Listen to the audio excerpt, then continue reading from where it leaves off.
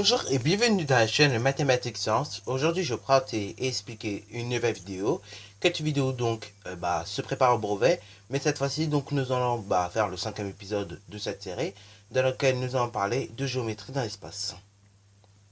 Alors oui, la géométrie dans l'espace c'est un thème qui paraît vachement vaste et c'est bien le cas. Alors bon, c'est vrai qu'en troisième, ce sera la dernière fois où normalement vous allez traiter de la géométrie dans l'espace. Après au lycée, on n'en parle plus maintenant dans les nouveaux programmes. Avant, on en reparlait encore un petit peu avec les notions de plan coplanaire, non coplanaire, ainsi de suite. Maintenant, on en reparlera plus en seconde, malheureusement. Donc du coup, bon, autant vous dire, vaut mieux acquérir les bases dès la troisième en géométrie dans l'espace.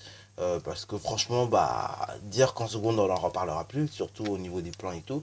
Et voilà, c'est vrai que ça fait un peu mal.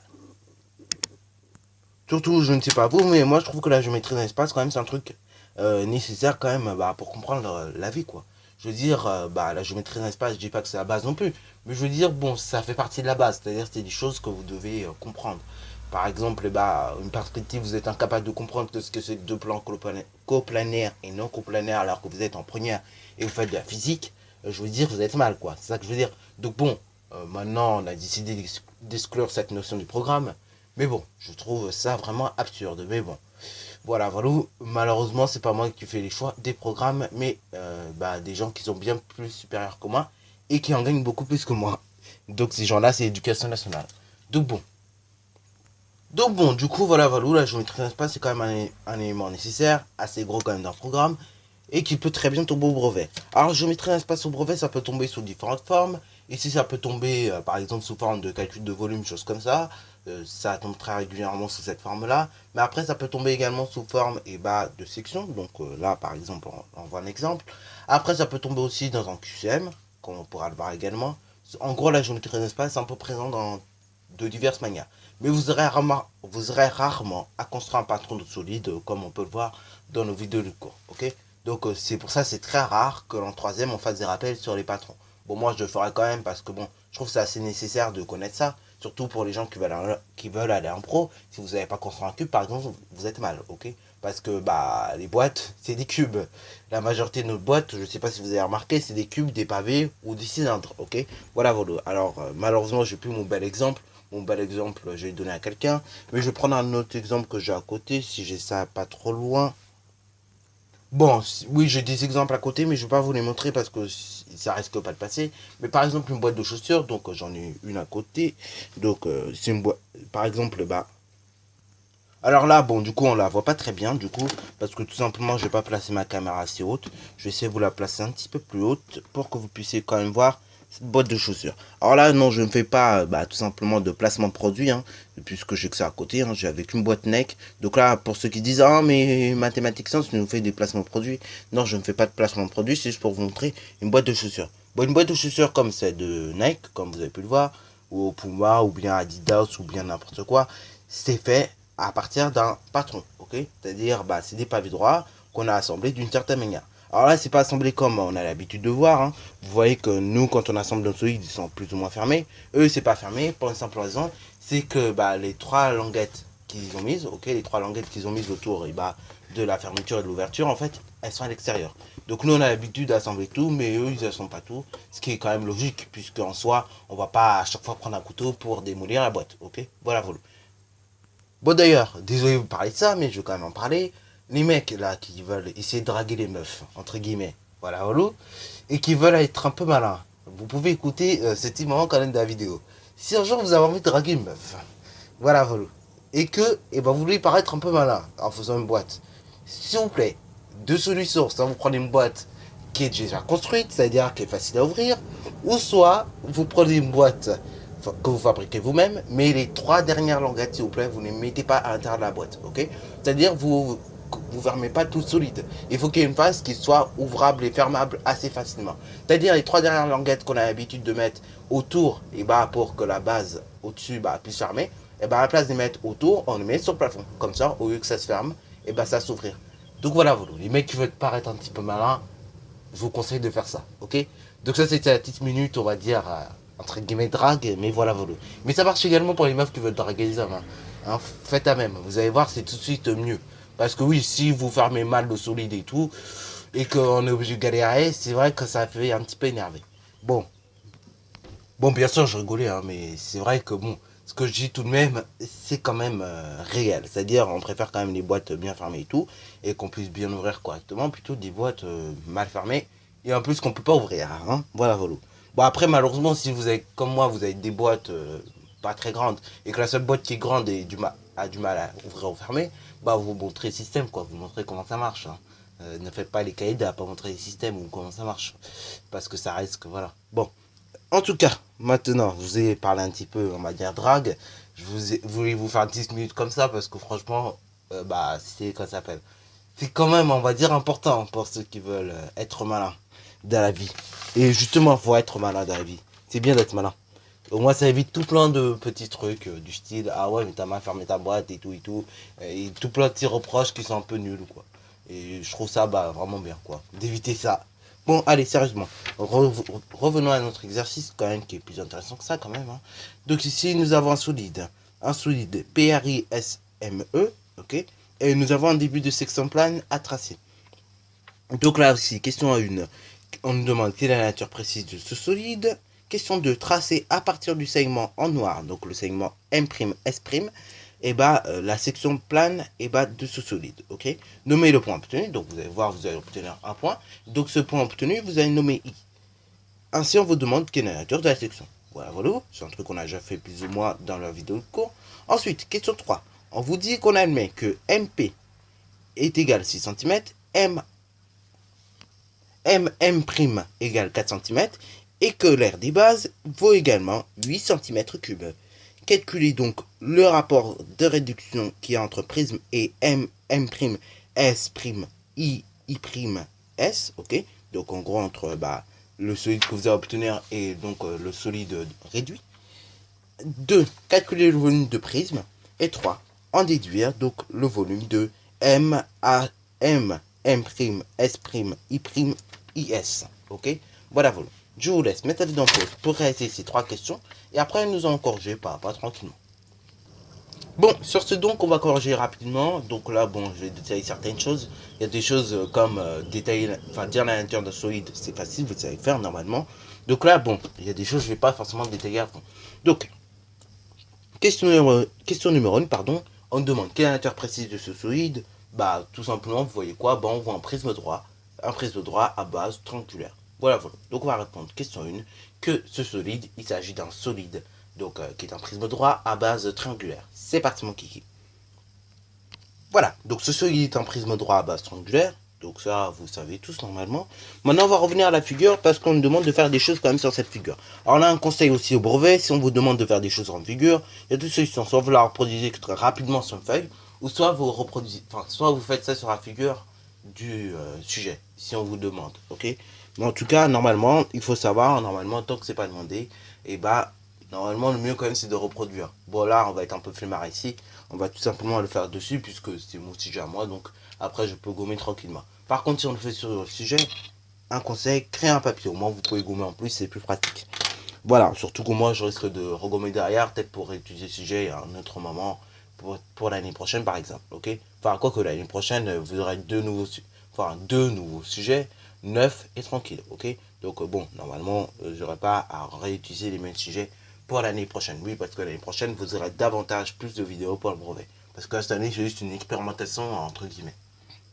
Donc là, vous voyez que la section que nous avons tracée, en réalité, eh ben, elle est parallèle à la base. Donc on a dit que quand on traçait une section quand on trace une section qui est parallèle à la base, et ben en réalité on obtient la même base. Donc là, il faut que vous obtenez le même triangle de base, ok. Donc c'est parti mon kiki. Donc là ici, et ben on va mettre ce segment là en pointillé, voilà, voilà. Et donc là on va tracer ce deuxième segment tranquillement, pointillé. Et ensuite, le troisième segment, vous avez deux solutions. Soit vous tracez en pointillé, ou soit vous le tracez de manière visible. Moi, ce que je vous conseille, c'est de tracer de manière visible, ok. Voilà, voilà.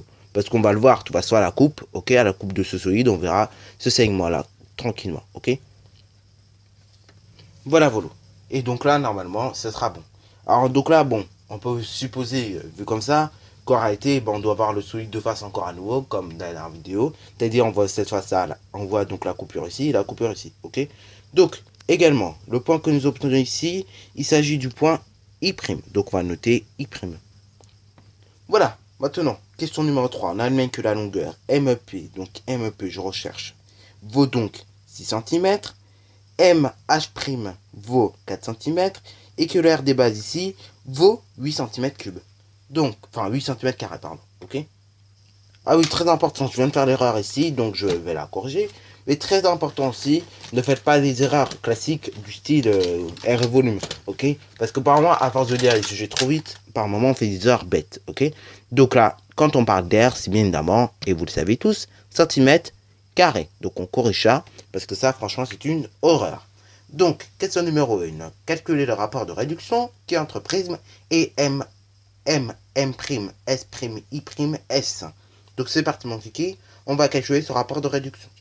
Bon d'ailleurs, réfléchissez un petit peu, on dit rapport de réduction, ce qui veut dire que le nombre que vous allez obtenir, donc le rapport, sera inférieur à 1. Donc ce qui veut dire il faut diviser un grand, enfin un petit par un grand, ok. Donc ce qui veut dire il faut diviser les longueurs du petit par le grand, ok. Alors là, donc on va voir ce que nous connaissons pour faire le calcul du rapport. Donc là, on connaît qu'une longueur en gros. On connaît donc MEP, MP donc ça fait 6, et que M'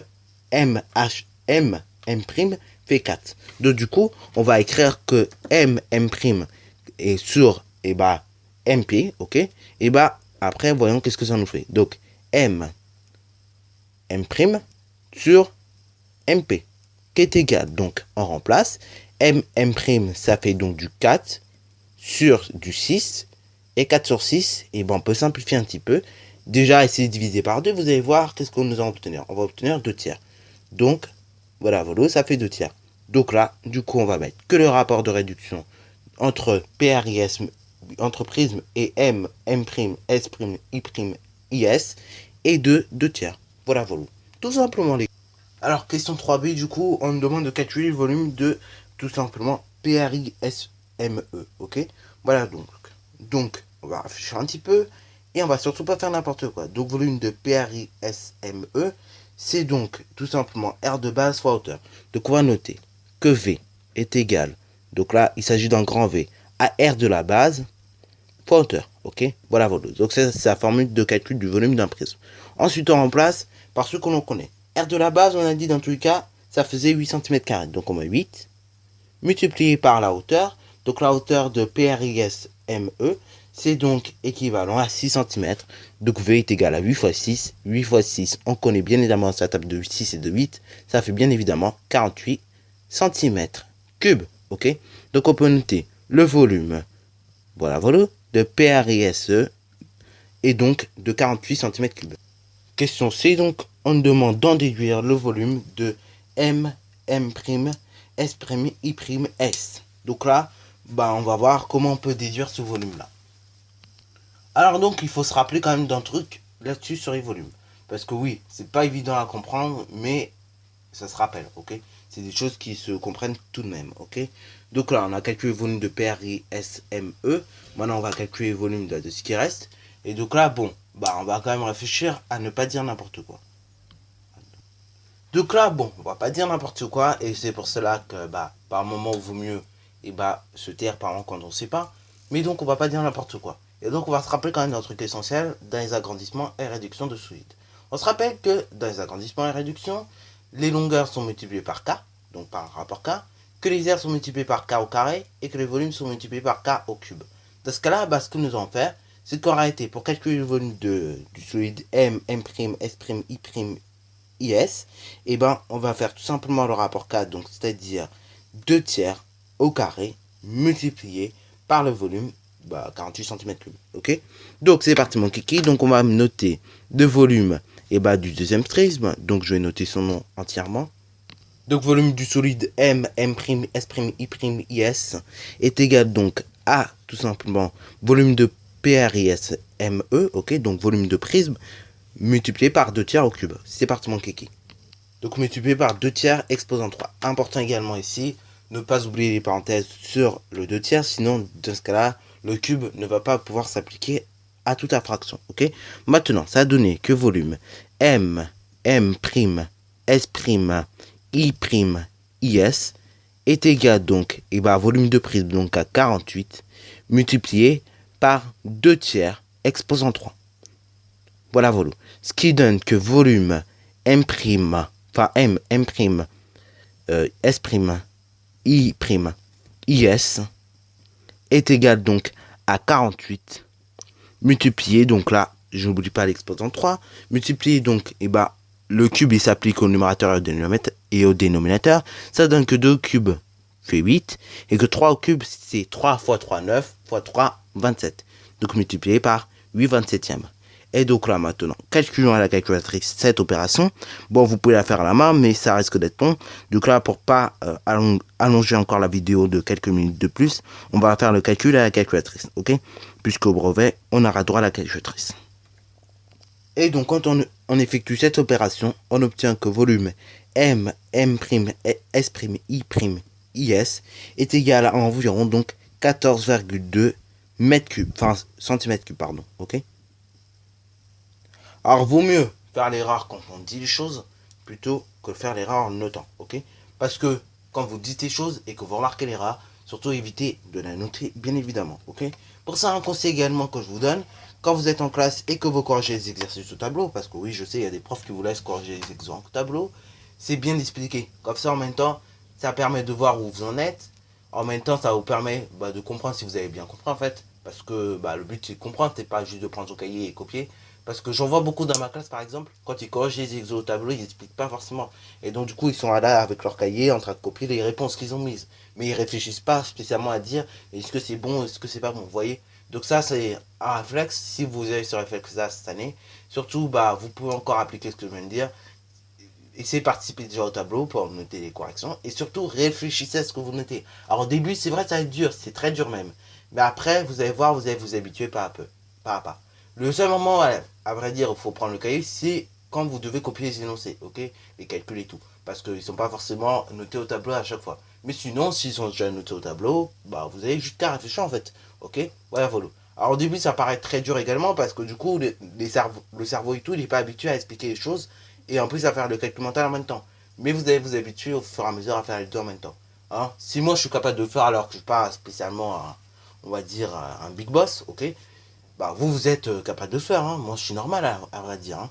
Je suis comme tout le monde, hein. C'est-à-dire, au début, j'ai galéré. Hein.